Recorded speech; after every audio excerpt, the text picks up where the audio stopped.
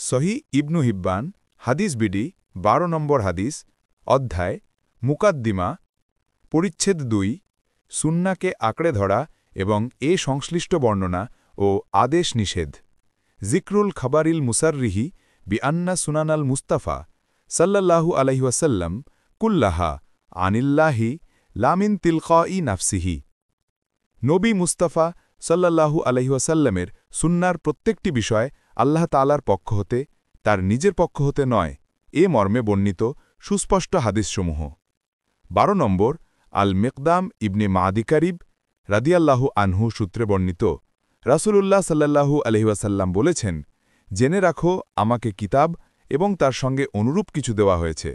জেনে রাখো এমন এক সময় আসবে যখন কোনো পরিতৃপ্ত লোক তার গদিওয়ালা আসনে বসে বলবে আমাদের ও তোমাদের মাঝে এই কিতাব কোরআন-ই রয়েছে তাতে আমরা যা হালাল পাব তা হালাল জানব এবং যা হারাম পাব তা হারাম বলে গ্রহণ করব নবী সাল্লাল্লাহু আলাইহি ওয়াসাল্লাম বলেন জেনে রাখো বিষয়টি কিছুতেই তা নয় হাদিসের মান সহিহ